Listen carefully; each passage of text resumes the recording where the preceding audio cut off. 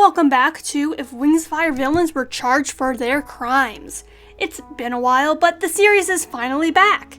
Today, we are going to be sentencing Hawthorne, Belladon, and Queen Wasp in the court of law. This video will be the first triple feature because I don't feel as though I have enough content for Belladon and Hawthorne on their own to make their own video. Just how long will these dastardly dragons be locked away for? Watch and find out. Before we get started, if you're new to this channel, please think about subscribing. I regularly post both Wings of Fire and Warrior Cats content, so you'll never be bored. And to my current subscribers, thank you so much for supporting me. I wouldn't have gotten here without y'all. Let's start with Hawthorne.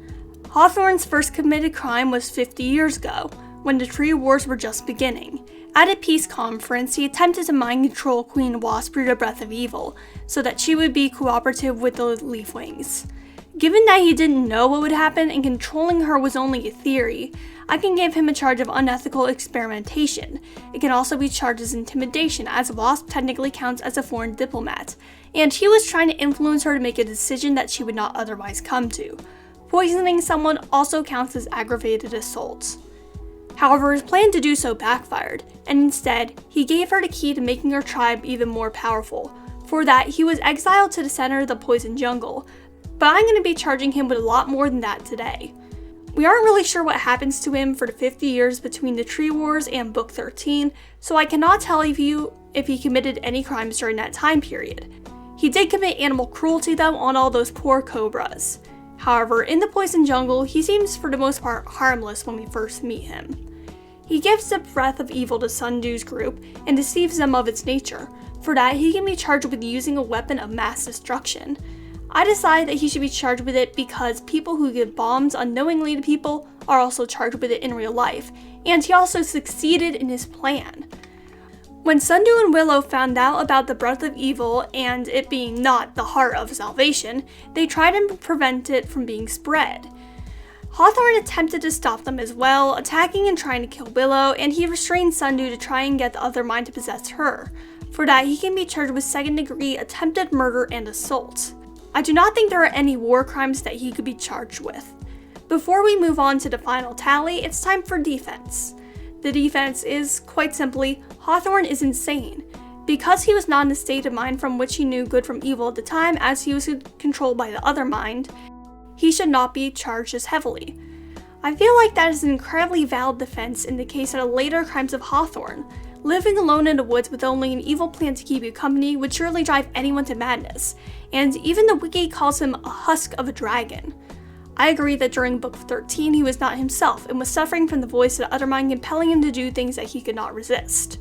Despite that, I will still tally up his years. However, I will provide a final tally that is just his pre-insanity / other mind takeover actions as well. Even if Hawthorne was not in control of his actions later, and the first one is invalid, the second one was before the other mind and is valid for him to be charged with. In total, he can be charged with 30 years for unethical experimentation, 10 years for intimidation, up to 25 years for aggravated assault, 12 years for animal cruelty, death for the use of a weapon of mass destruction, 15 years for second-degree attempted murder, and 15 years for assault.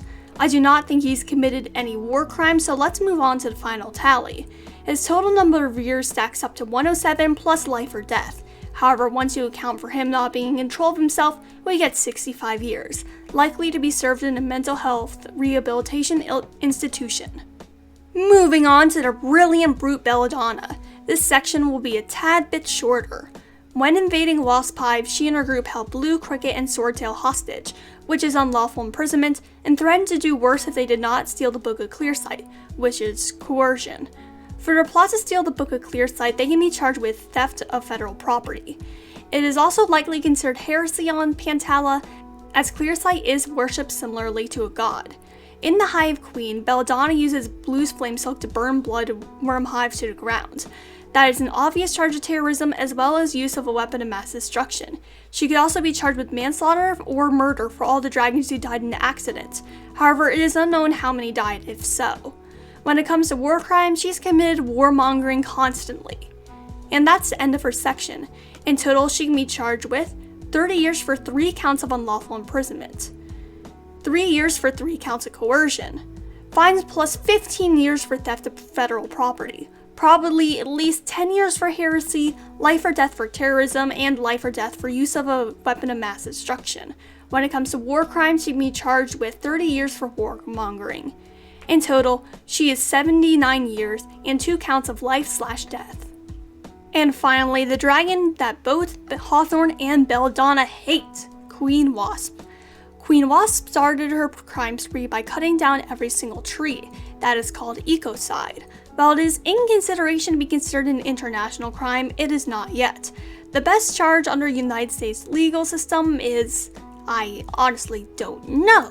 I spent 30 minutes researching what it would be charged under. Probably the RCRA because trees are a resource, maybe the EPA? I don't know. I've tried and tried, but I can't find anything. I literally considered consulting one of my professors on this, so I don't know. This one time I'm just gonna call it ecocide, even though that isn't a legal term yet. Queen Wasp lied about the contents of the Book of Clearside to make Queen Monarch surrender control of the tribe. For that, I will charge her with coercion and forgery.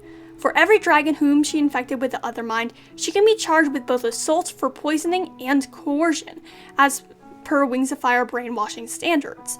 It is unknown how many Hivewings live on Pantala, but I'm gonna guess around 700 to 2,000. The average of that is 1,350, so I will charge her with that many counts of both.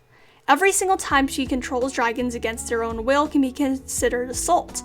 However, I don't feel like cranking out the numbers on that, so just be aware that that is there and it won't be included in the final tally. She is also responsible for the dragon who she's controlling's actions as well, naturally, so she could also be charged with a bunch more cases of assault.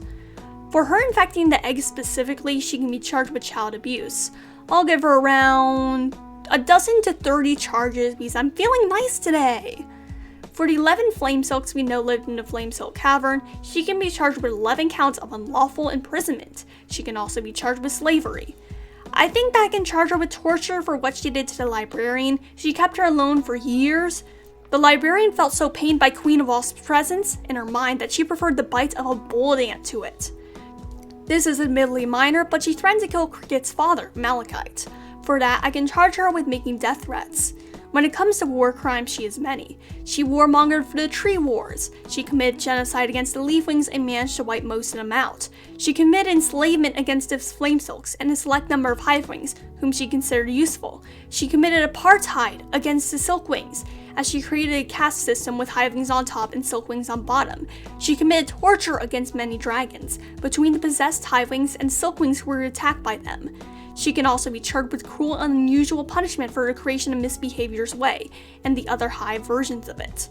When it comes to Queen Wasp, there is no defense that she was doing things against her will and was controlled by the Other Minds. In fact, in a few places we can see that if not for the Other Mind, she would have absolutely gone farther.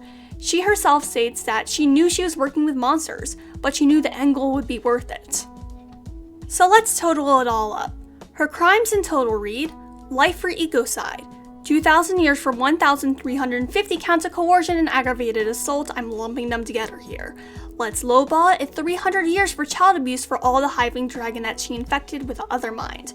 140 years for 14 or so counts of unlawful imprisonment.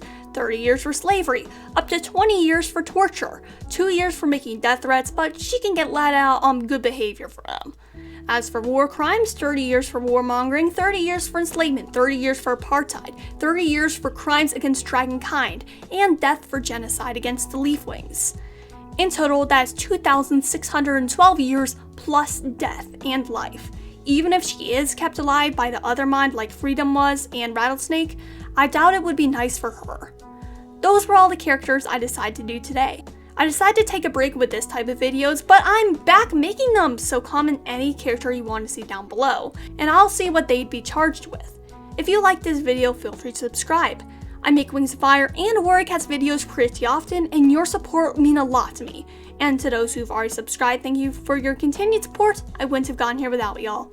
Peace, Rogan out.